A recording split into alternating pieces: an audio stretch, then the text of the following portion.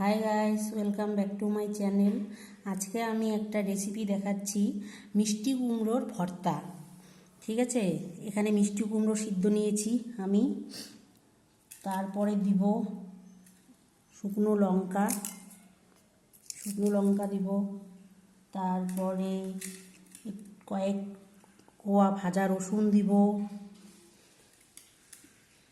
তারপরে কাঁচা লঙ্কা ভাজা দিব। তারপরে একটু পেঁয়াজ ভাজা দিব, এই যে পেঁয়াজ ভাজা। তারপরে দিব লবণ।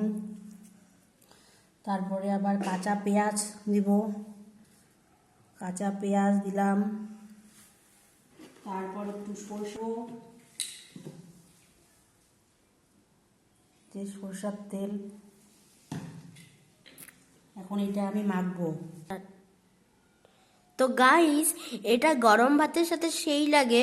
তো আপনারা দেখছেন যে এটা মিষ্টি কুমড়ো মাখা। তো আপনারা নিশ্চয়ই বুঝতে পেরেছেন যে মা কি দিচ্ছে। তো এইটা আপনারা ভাতের সাথে খাবেন, অনেক টেস্টি লাগবে।